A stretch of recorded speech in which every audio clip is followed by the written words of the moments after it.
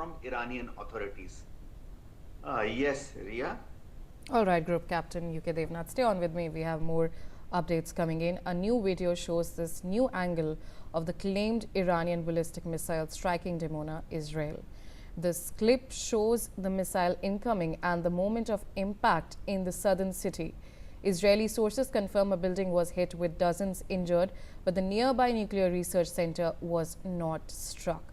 We have another video footage from inside a home in Dimona, southern Israel.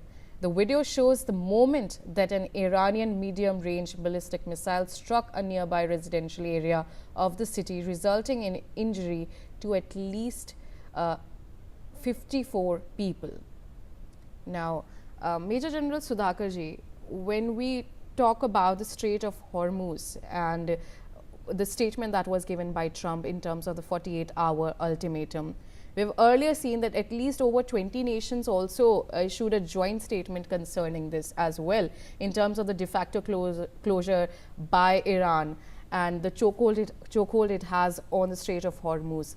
Is there any other alternative that is possible in terms of this? Because what we're seeing is there's a huge impact on the oil prices, as well as several, even our nation as well is being affected, but we're finding alternative options for that, and the government is working on that. But in terms of this, do you think that the several nations issuing a joint statement had any kind of impact on Trump releasing this 48-hour ultimatum?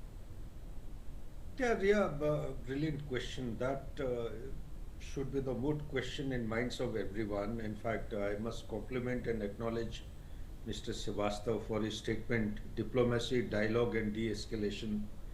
And I would add another term called as strategic patience.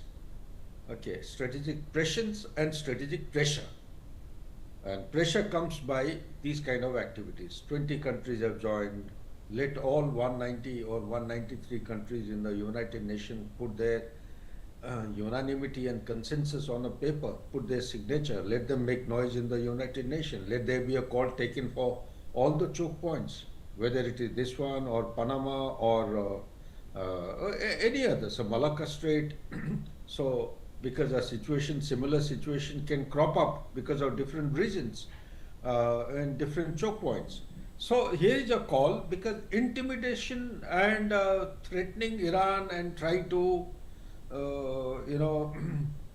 set your objective right to achieve, that is to keep it open, will not work, because they have been pushed to a corner.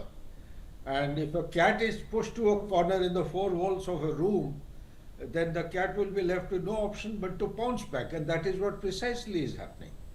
Another thing you also alluded prior to this question while giving the latest situation is Dimona. Dimona is the center of gravity of nuclear research, and all nuclear bombs, whatever enrichment, and they have three components: the trigger, the warhead, and the delivery system. Particularly the warhead component, they are all connected here. The fissile material is available here. And if they have been able to successfully hit, this is another red line.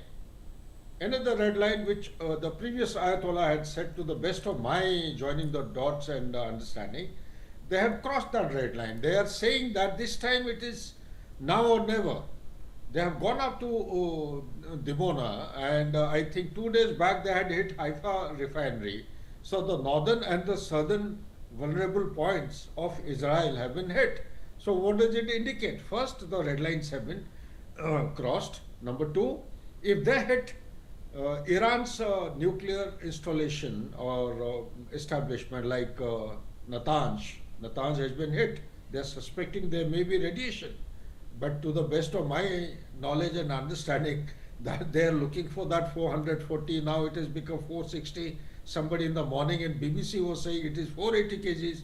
So the quantum of that enriched uranium is actually going up by every day. So that is not there at Natanz, nor is it there at any other place.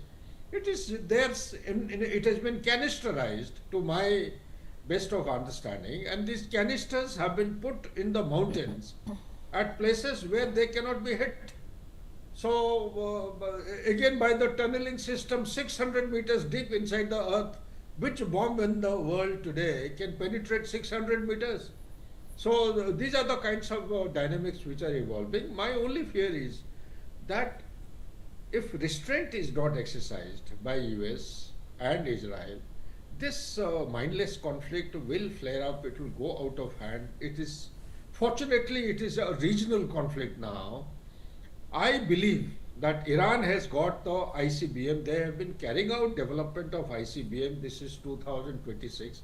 From 2022 onwards, and it is in a very advanced stage. During wartime, during conflicts, there is a thing called a surge capacity. Surge capacity, like Group Captain Devnath was giving the breakdown.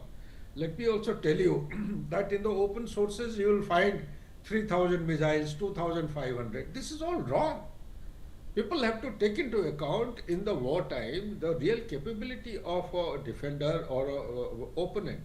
Underestimating the enemy, going in for the war, this is the biggest strategic and tactical blunder one can do. You are destroying your own assets the way USA and Israel is doing.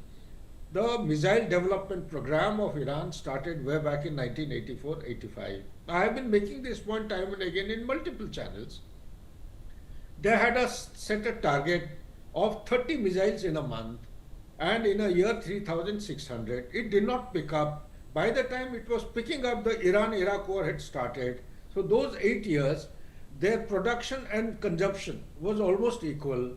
And by the time they actually picked up with these targets, it was early 90s. From early 90s, if you start counting, till 2026, the interruptions have been, or the attritions have been during Gulf War I, Gulf War II, then something happened in 2012-13, thereafter 2019.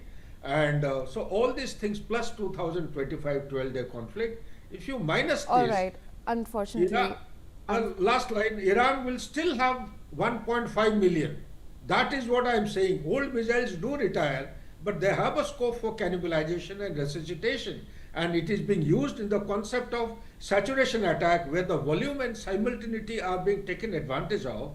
And drone stockpile of 86,000 is also being used to put to use, effective use. That is what is playing in favor of Iran. yes, yes, Major General Sudhakarji, unfortunately, we have run out of time, but thank you so much for your input on that, especially my other panelists as well, Sanjeev Srivastav and Group Captain UK Devnath. Thank you so much for joining me on the telecast, but for now, we'll slip into a short break.